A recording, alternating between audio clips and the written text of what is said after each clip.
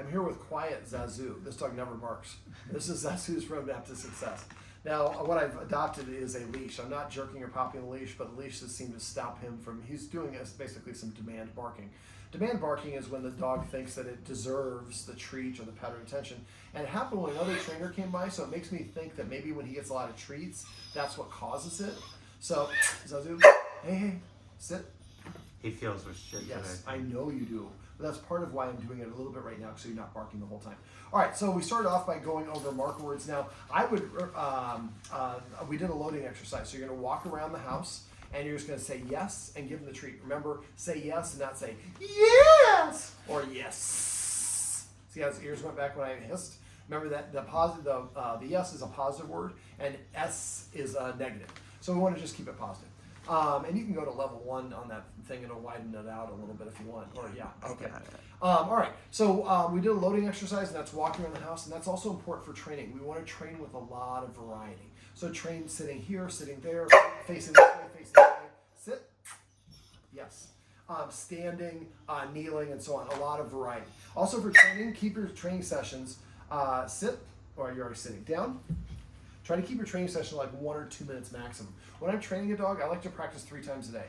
1 minute breakfast time, 1 minute lunchtime, 1 minute dinner time. It's more important to practice with regularity than it is, and we try to cram a whole bunch of it together. That doesn't work very well. All right, we also went over hand targeting, which his word is boop. So let's see. Yes. Remember, half of how dogs learn is not being marked. So if you chop and he doesn't go for it, don't move your hand toward him. Don't say the cue a whole bunch. Just make it a little easier. So if I chop here and he looks away, I pull back and I chop halfway distance. He looks away, I pull back, chop halfway distance. I know it's hard. He's tired at this point. Okay, so we also went over, so hand targeting, I'll link that above, but teach him that hand target. That can be a nice way to recall. Hey, Zazu, look at me. Hand targeting is a nice alternative recall. It teaches him to touch his nose to your hand for consent. It also helps. You want to go over to Dad? You can go over to Dad then. You can go. He gets it. But yeah, I just did kind of a faux pas. Is like he was protesting because he wanted to go over to Dad, and his protesting won. So one of the reasons dogs don't like to listen to us is because a lot of times listening to us represents a loss. And a lot of times we give in to nuisance behaviors, and that creates the dog to want to do those again. Now remember, anything your dog's doing right before you give it attention is what you're specifically rewarding it for. That's why I like to practice celebrating. I missed an opportunity to do it there. Dad's doing a good job of doing it behind the camera right now. So celebrating is rewarding your dog whenever it does the action of any behavior that you like without you asking for it. So your dog comes to you, it sits, it lays down, it drops things. And drops things, I would definitely make sure you put an emphasis on rewarding that. There's a baby in the house, and there's a lot of toys on the ground. So when dogs have what we call a high value item, our remote control, a shoe, underwear, or something like that, they don't want to give it up.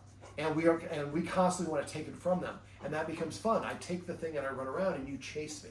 So if your dog steals something you don't really need to have, don't chase him. Kind of sometimes some battles are not worth fighting.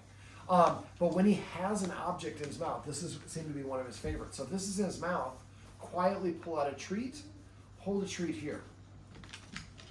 You want to come and demonstrate this in person? How about that? Can you take this? So when he has it in his mouth, you hold it here, you don't say anything. When he drops it, yes.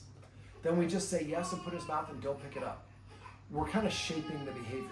So what we're saying is when you have stuff, if you drop it, you get a reward. You get something better than what you had before, and then you get your original stuff back. That's a good deal 7 days a week. Now, if you do have to take the thing away from him, you want to give him something of equal or greater value.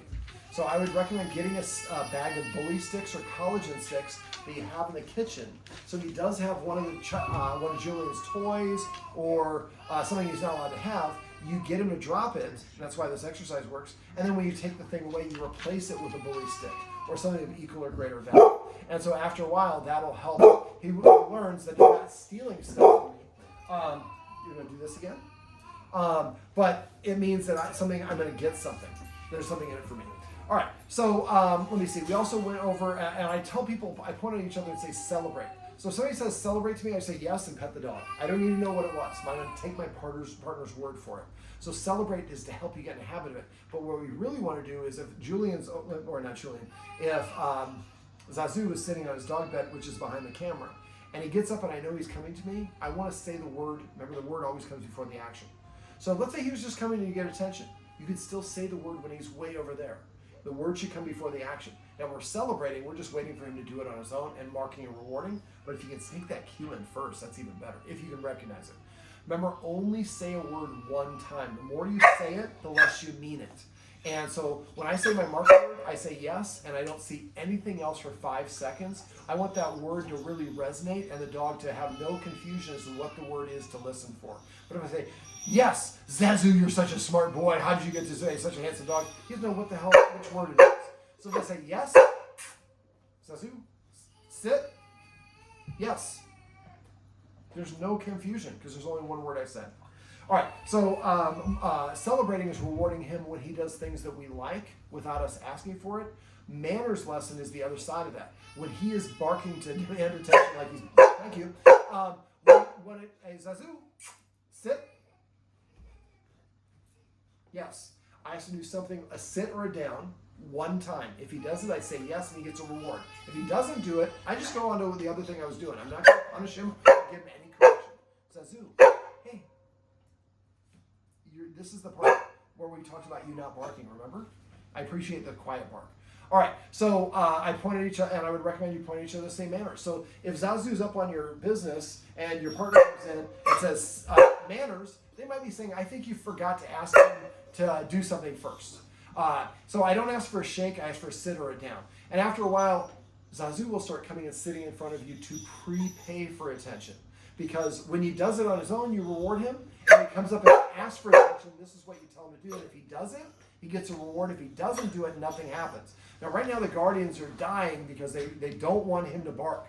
But if they say sit, and he doesn't sit, and they pet him anyways, or ask for a sit 5 or 6 times, that confuses him into thinking, I can get my way just by pushing. And he's a boxer. That's kind of one of the things that they do. We need to, through a lot of iteration, to help him understand that temper tantrum no longer works. And I will put my noise-canceling headphones on and watch TV and ignore you all day long. I'm not going to look at you, exhale, any of that stuff.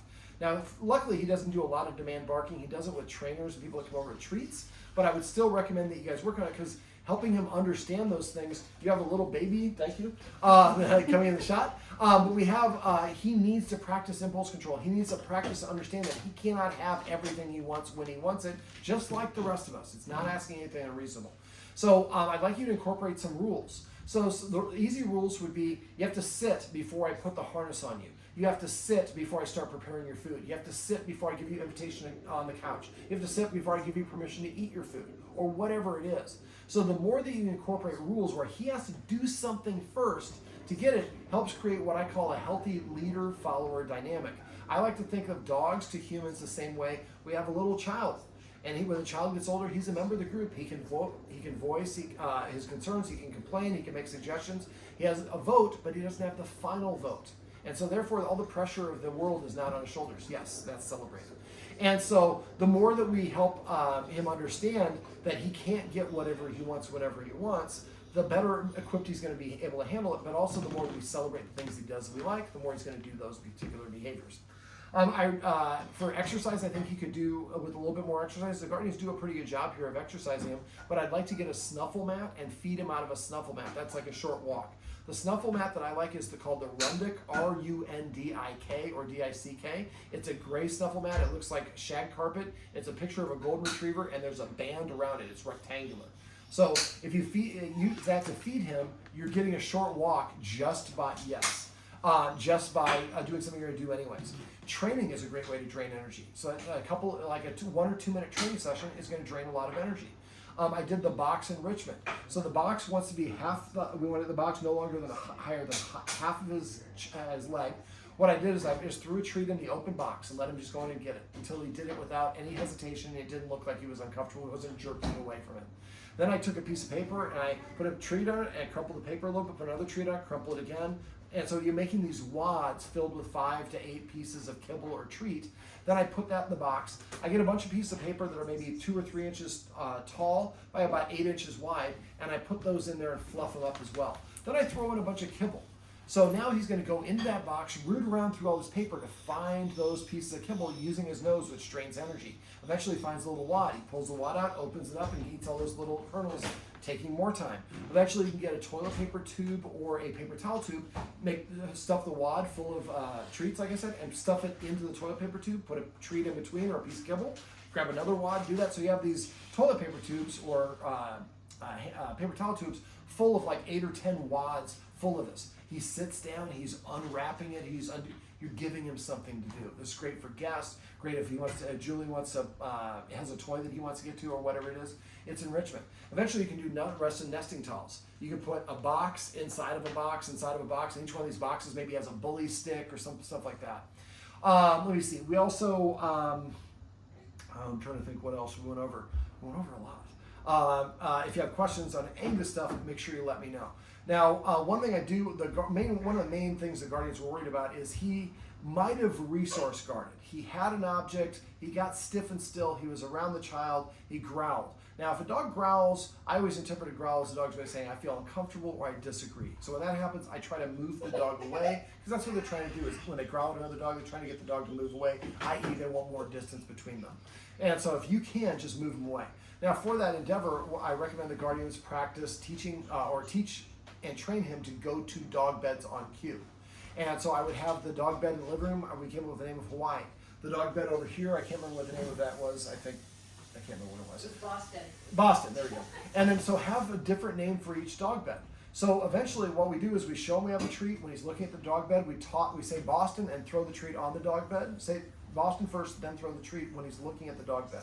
When he steps on the dog bed, we say yes, and then he looks up the treat. That completes the circuit. Then wait for him to vacate. If he stays on the dog bed, that's what we're looking for. And then when he does come back to you, repeat that process. Yes. Now, eventually what we want to do is get to the point where we can, every 5th trip, I might say Boston, throw it. He goes and gets it, yes. I do that 4 more times. Then the 5th time, I say Boston and pretend to throw it. And at that point, after some point, he will go to the dog bed because he's so used to doing it. But I try to do it bang, bang, bang, bang, bang, with so you're carrying momentum. And eventually, he goes to the dog bed. You fake it and say Boston and fake a throw. He goes to the dog bed. You say yes, and then you give him a treat from your other hand. You can also use your hand targeting to lure him on the dog bed, and then say yes. But eventually, we want to make the flip where we say Boston or Hawaii. He goes to the dog bed. Then we say yes. We get up and go over and give him a pet or a treat. So this way, if he's here and Julian's kind of nearby and he growls at Julian, we could say Hawaii. He runs away and goes to Hawaii. The growl means I want more space. Well, we've helped him understand that by going to Hawaii. We gave him the space. Now, he's a really good-looking dog. We have a young child. I would recommend you look for a black or white boxer and find a stuffed teddy bear or doll that looks like him. And that way it can be little Zazu. And that way our child can play with him, can hug him, and do all the things that Zazu doesn't want, and it's safe. Or also, when he gets a little bit older, we can use that to teach him. You know, hey, how would we pet Zazu? No, we don't go on over the head, we go to the chin. And so those are things that can kind of help. Try to compartmentalize the toys, try to keep all of Julian's toys inside the confinement area, and try to keep all of Zazu's toys away from Julian. I don't want to have Zazu because he likes to play tug of war. Julian has something, he comes and grabs him. Let me see, we also went over my consent lesson. And I'm really big on consent. I think with the Guardians, now that they know what his cutoff signals are, it's going to be really helpful. So I have a video on consent, but remember, don't initiate contact on top of the head. Dad's doing a really good job of a negative punishment right now. And so we want to start petting under the chin or on the chest or on the shoulders. Remember, if he leans onto you, if he puts his paw on top of your arm, if he licks you or his nose goes up, those are his way of saying, I like something. Yeah, I know. He's like, I don't want this, David. I want to go hang out with my people. All right, so watch for those signs of consent. And there will probably be a whole lot of things where you recognize that he gives you cutoff signals by turning his head to the side that you didn't realize he didn't like. The Guardians were trying to take him to the promenade in places that he didn't like to try to help him learn to like those places. That only works if the dog enjoys and finds it rewarding. So instead of going all the way to the promenade, I might go to the edge of the promenade. And every time he looks at the promenade, I say yes and give him a treat. He looks at, yes, give him a treat. Yes, give him a treat. So now looking at the promenade, I don't have to be in there, but looking at it gets me a reward. And then after a while, I walk a couple steps in there. If he takes a couple steps in there, give him a treat. Take a couple more steps, give him a treat. And then if you get to the point where he won't take any more steps, he's saying that's as far as I want to go. Don't pull him, walk away. Dog training is not a linear process. It's not going to be a bell curve.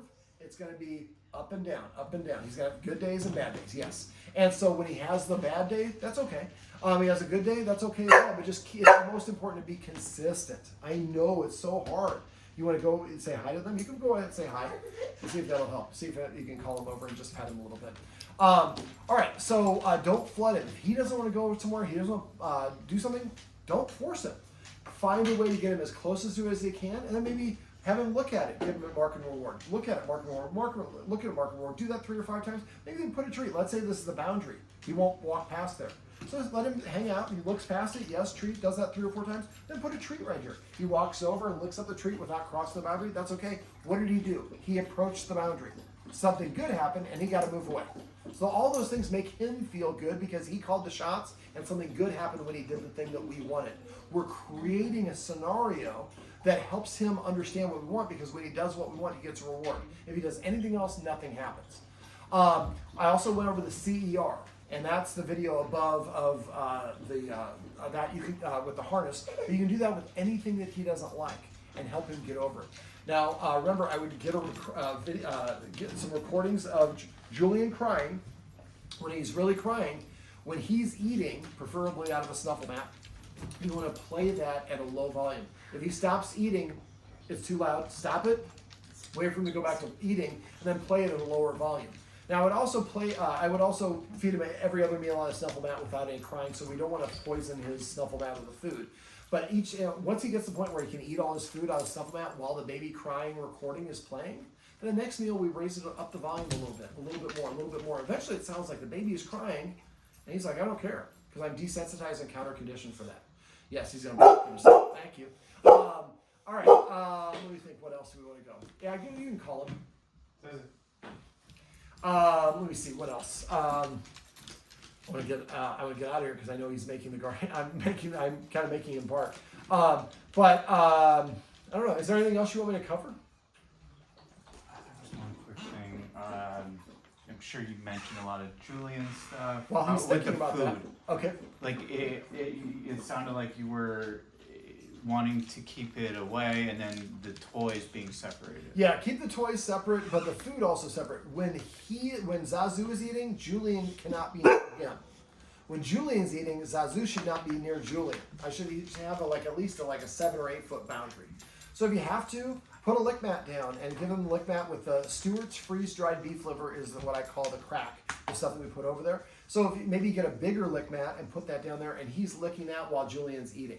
But if he comes gets close to Julian, food is a really important thing for dogs, and that's the one thing where I could see potential for guarding. Also, later on, Julian's going to be absent-minded holding a chicken finger or something like that in Zazu's face, and Zazu's going to grab it. So we want Zazu to practice not being near Julian when he eats. It's kind of like eating is almost like an intimate act for dogs. So when we wouldn't have people around us when we're doing our intimate act, the dog shouldn't be around Julian when you guys are eating it. Do you guys feed him any people food off the table? No, we try not to. Don't, because that is like giving an addict a hit of whatever they're recovery for. You are training the dog to come to you. Your mean it is like, I'm going to give you this nice little reward. All you're saying is, come and get more of this. And he will push and want more and more and more. If you want to give him some people food, wait till you get done eating, put it in his bowl. And so it's coming from there. Otherwise, it's so confusing. It just causes them to go to the table. And again, with Julian, it's going to create some other issues. Let me see. Trying to think what else. On the walk, make sure when you go to Mandeville or wherever, let him kind of wander around for the first part of it, and then have him walk next to you if you want to incorporate that. But I like to have dogs walk kind of wherever they want, as long as it's safe to do so. Zazu, boop, boop. Yes. Now we just taught him this one, but that was pretty good. And so I gave him something to do. Sit. Yes. Hawaii. There you go. So practice the dog beds. And you might want to make a list of all the things you want to work on and try not to hiss. When you say yes, just say yes, don't say yes. But pick 2 or 3 of these things that you want to work on. Maybe you're working on the CER and teaching them to go to the dog beds. Working on breakfast, lunch, dinner. 1 minute each time, 3 times a day. And that's where you're going to make the best progress. He needs at least 15 minutes before you practice again to get it going to his long-term memory. All right, Zazu, what do you say? You want to let's sign off. With another dog, just any. Oh, okay. So we have a puppy that moved in next door. So what I would do is have them do buddy walks. Ask your neighbor, hey, we want Zazu to practice being aloof or indifferent to your dog. Because we live next door and he gets a little bit fired up and you have a puppy. It's a great looking puppy. Bring him a bag of treats or something when you do that. And just say, so I want to know if maybe every couple times a week we can maybe go for a walk together. So you're far enough away, and the puppy is going to be kind of all over the place, although the puppy, when I saw, looked pretty well mannered. But basically, you get them on a walk together. So now Zazu is doing something with the puppy, but with some structure and distractions of moving along. So the Zazu is getting to know the puppy without the pressure of you guys having to worry about them playing together and all the rest of that stuff. You can let them interact if they want to do so. Now, when it comes to dogs, yes. Stiff and still or a hard stare or really tense, those are warning signs. Those are the dog's way of saying I feel uncomfortable. Dogs are normally wiggly jiggly, especially boxers. They have like a pivot right here, a spring, or whatever, a hinge or whatever. And so wiggly and jiggly with an open mouth. So if you see him getting stiff and still and staring, that's a warning. And that's something I'd be concerned about. By itself, not a big deal. Resource guarding is typically manifested by the dog freezes, stands over the object, looks down, and kind of that sort of thing. And they will bite usually anybody when they resource guard. Since it was only one incident, I would chalk it up to being a bad day. But be careful and watch things. But I mean, I have not seen anything that tells me that he is uncomfortable. I would love to mark and reward him here, but I think I'm going to disturb him, and the fact that he's not barking is golden, so we're not going to do that. I'm trying to think, is there anything else you want me to go over? Just like any other dog's situations, and then specifically if we're sitting and people and a dog approaches. So one of the questions I have in my class is, what can your dog do to contribute to your group? And most people struggle; they can't give you an answer. So for me, I want my dogs to sit, come, lay down, drop things, and I call it celebrating. It is the easiest thing I teach, and people disregard it, but it absolutely impacts here. He thinks he's a guard dog at times, so because he doesn't have another job. So if we start demonstrating that sitting, coming, dropping, drinking your food, all the rest of that stuff is my job, I don't have to worry about the other stuff as much. Now, we do something called counter conditioning. So what I would do for what you were talking about for the dog, the growling, he's guarding with other dogs. If I want to stop that behavior, I would never disagree with it. Never disagree with a dog for growling, because you'll teach them to stop growling and they'll just go straight to a bite. That's dangerous. The growl tells us something.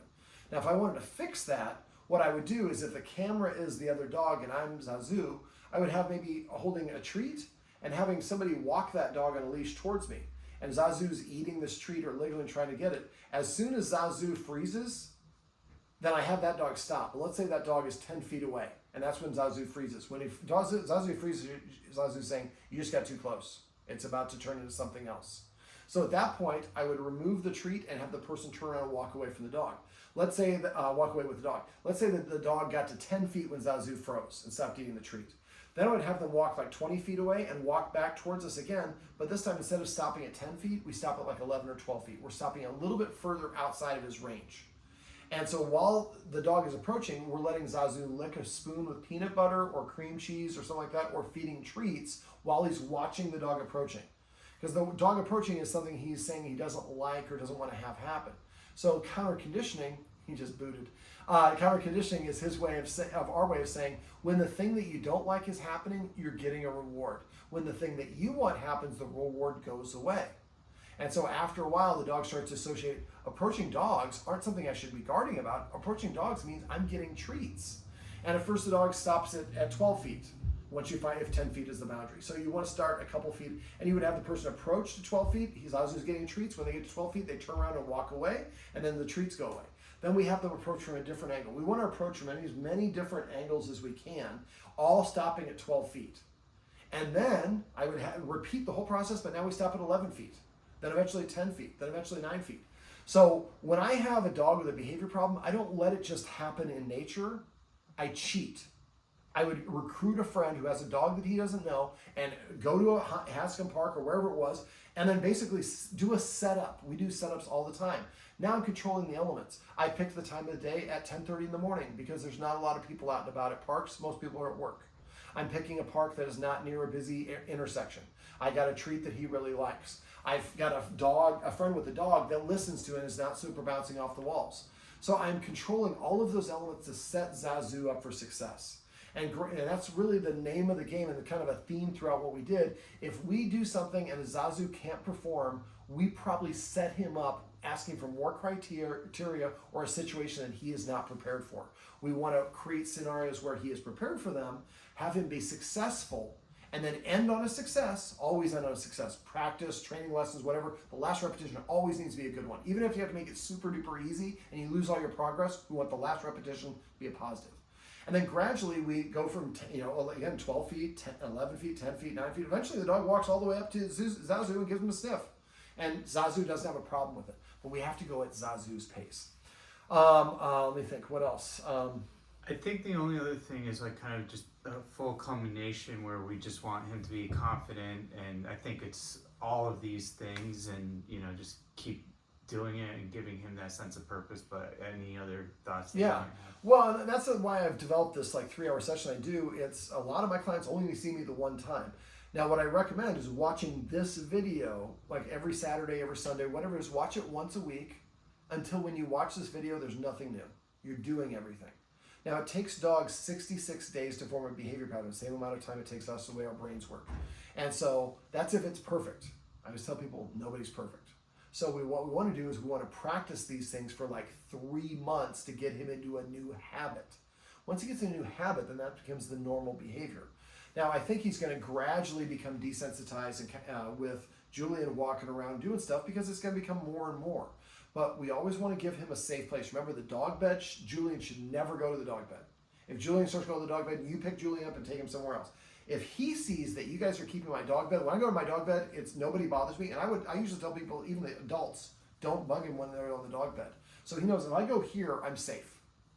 So, making sure he has an escape route. Let's say that his dog bed is over there and Julian's right here. Well, he can't get to his dog bed. He's now trapped. So you have to be mindful. Does he have an escape route? Does he have a way to get out? If not, then move Julian over there. And so now Zazu has more room and he can go over there and relax. Also make sure Zazu has some time just to downtime. Most dogs his size are only awake for about 8 hours. Can't remember if I went over, I'm going to go over that again in case I didn't. But make sure he has some time. If he's being persnickety, go lay down with him in the bed, watch a little TV, read something on the bed, and help him get away from the baby a little bit just to relax. Now, I don't remember if I said this earlier, but get a recording of the baby crying and play that while he's eating out of his snuffle mat. And you can do that with anything else. If there's a certain toy that Julian gets that sets him off, play it. But again, the whole point is a lower volume. If I forget, remind me and I can share with you my video for the 4th of July, which can help with dogs like him. And it shows you how to go through using desensitization and counter conditioning to stop him from doing that. I don't want this to be an hour video, but is there anything else you want me to cover? Not for the video, no. Anytime you have questions, call or text me. Program my number into your phone, put down doggone problems. You will forget my name in 6 months. But if you have doggone problems, you can always search your phone for dog. I'm always at your fingertips. If you see something that's concerning, videotape it, keep your camera sideways and be about 8 or 10 feet away so I can see kind of what's going on in the background. And send that to me. Reach out. I will be mad at you if you don't reach out. I can't help you. I can't follow up with every one of my clients daily. I want you to reach out to me if you have questions, and that's very normal. We'll make adjustments as we need it. All right. I would normally say, can you see me in the shot? You don't. Okay. Well, this is a tired Zazu and a quiet Zazu, and this is Zazu's roadmap to success. Remember, everything you do trains your dog. Only sometimes you mean it.